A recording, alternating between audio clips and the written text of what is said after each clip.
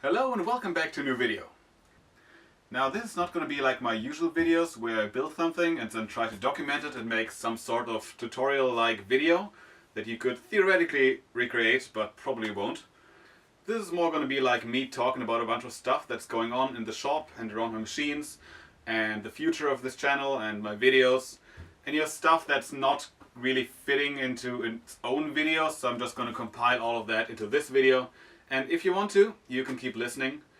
I'm going to talk firstly about the shop layout, my plans for this workshop and my upcoming move. Then I'm going to talk about some new tools I got. After that I'm going to talk about this machine, which is a 40-watt laser that I got. And to finish it off, I'm going to talk a bit about my CNC machine, what I did to it since the last video and what I plan on doing with it in the future. So I'm going to leave some timestamps in the notes below, if I remember, and once I'm done finishing this video. Okay. Now first topic, my workshop. As you probably noticed, it's gotten quite different from the last time you saw it. I did sell my table saw, because lately I was just using it to cut stock to rough dimensions, and I can still do that with my handheld saw.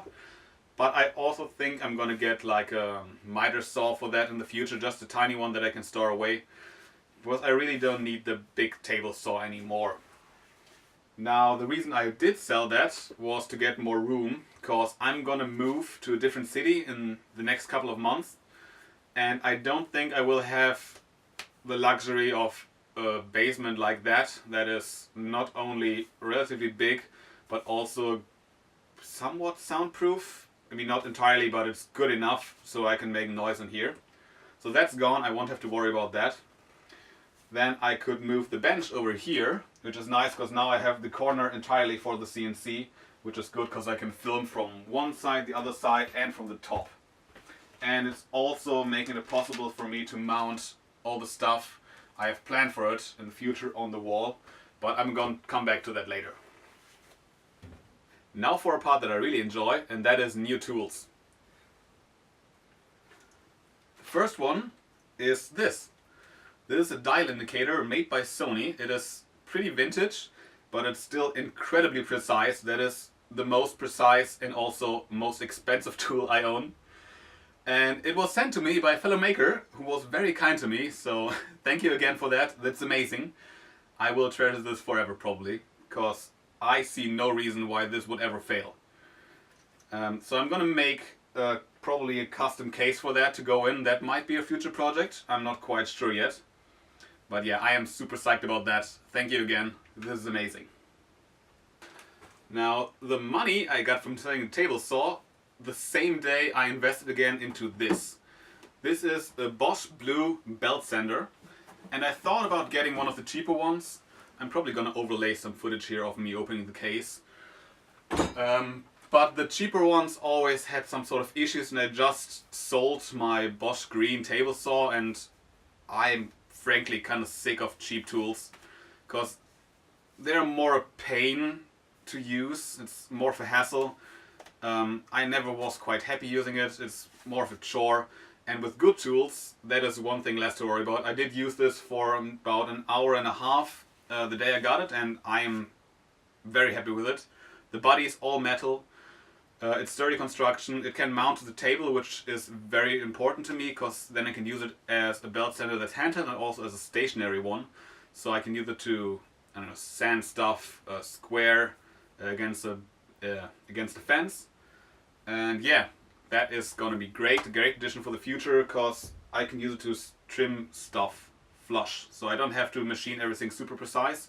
I can just sand it flush in the future and it's gonna be good enough probably. I mean, most of the projects I do are not super high tolerance, and I can get away with like 0.5 millimeter of sanding. Alright, right after that is this thing right here that you probably, maybe if you paid attention, have seen already in one of the last videos. This is sold as a K40. It is a CO2 laser. It's got a laser tube in the back that's water cooled, and it got the cutting dimension, I think, of, I don't know, 200 by 300 millimeter. Not huge. And the only thing I bought it is because it costs 300 euros shipped to my door. And they even threw in a smoothie maker for some reason, but I'm not gonna argue with that. So if you've ever been in the market for a laser cutter, you will know that the cheapest ones in the same wattage range are about 1.5k, 2k euros or dollars, or I mean a lot more expensive than what this costs. And you know that gut feeling when you buy something that's way too cheap and you know it can't possibly be that good, and people have had bad experience with it, but I mean that's not gonna happen to you. You've usually been lucky, and this is gonna be one out of 10 that's actually somewhat calibrated and working well. Well, no.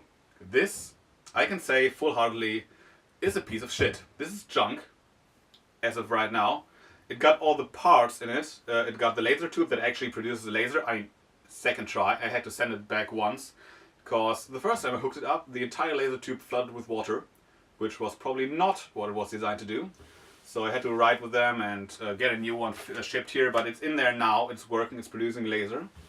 But the next step is to calibrate the mirrors. There are 3 mirrors in there.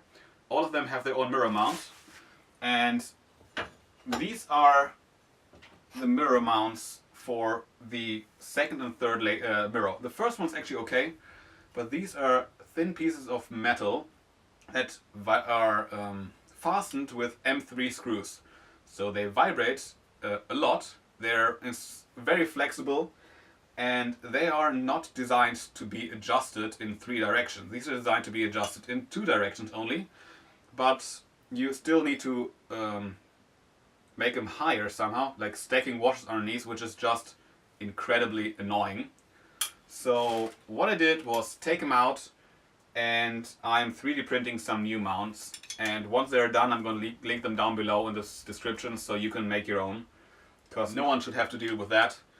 This is annoying. I spent an hour and a half trying to calibrate it, only to find out that the screws are garbage, it is pretty much unmountable, and the second I got it somewhat close to calibrate it, and it moved on its own, it just shifted and wobbled, and you cannot get a consistent cut with it.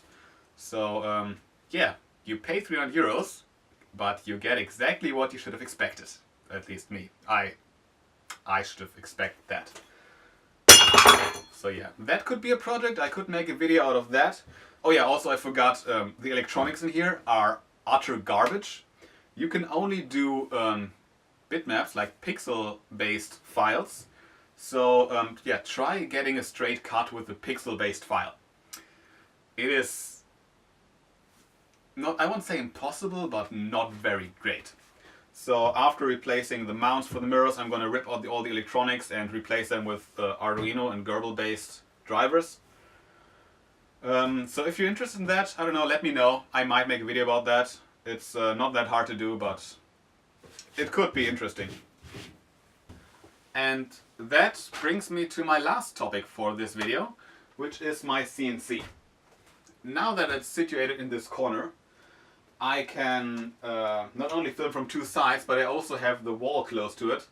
So I can mount all my new electronics, which I bought, in a nice electronic enclosure and mount it there.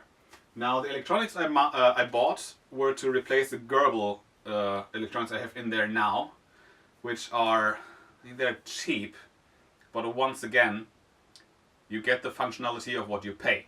So now I got like a more expensive one. It's not the most expensive, like industry grade, but it's a lot better. It can actually support Mark 3, Mark 4, all the probing and all that stuff, which I know you can get to work in Gerbil.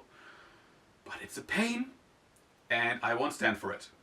So yeah, I'm gonna do that, and that's probably gonna be a video on its own. Oh yeah, remember how I mounted all the electronics below the CNC? And I thought that is so smart of me, it's brilliant. It's gonna be protected, it's all close together. Well, now I have the electronics under around 60 kilos of machinery, which is sub-ideal for maintaining or anything like that. Yeah, my lights just went out. Let me get a replacement on that battery. And we're back. Also, I took the chance of changing out my bucket system, which was working. Oh yeah, I'm talking about the cooling for the CNC machine mill. for the spindle. I replaced that with an actual cooling system. I'm using some super cheap thermal take, it's called. It's for computer cooling normally, but I kind of adapted it badly as of right now with zip ties, but I'm gonna get some proper hose clamps on that. And that's working pretty well for now. It's not the last place it's gonna be mounted, that's just temporary because I wanted to try it out. But yeah, I'm happy with that. One less fire hazard in the form of a bucket of water. I mean, I guess that wouldn't be a fire hazard, but short circuits and stuff, you know, buckets of water and electronics, not the smartest thing to mix. I also 3D printed a vacuum attachment for the spindle, so hopefully I can hook up my vacuum to it in the future so it won't get full of chips. This is not going to be great for filming, but if I do projects with wood, it tends to get that burny smell when the chips are not evacuated, and it's also dulling out the router bits a lot faster. So yeah, that is hopefully going to be up and running for the next video. Also, my plans for the future of this workshop, and that will probably be a future video, is making another stand, like another undercarriage like this one, big and sturdy but with rolls this time, for the laser cutter. I'm thinking I can maybe fit it in here. I don't know if you can see that. It's gonna be tight squeeze, but that would be great. And then I can take this one apart, because that is not what a workbench should do. Yeah, that's like the first thing I ever built. And it does look like it. It does function like it. Yeah.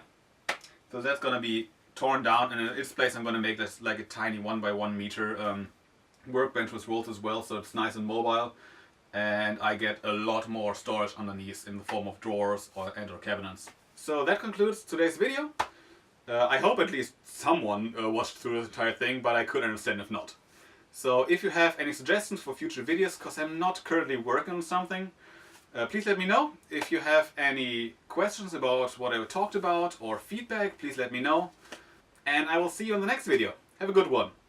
Oh yeah, also I'm wearing this because it's insanely cold down here, and the gloves are not for show, but actually to keep my finger from falling off because of frostbite. And with that, have a good one.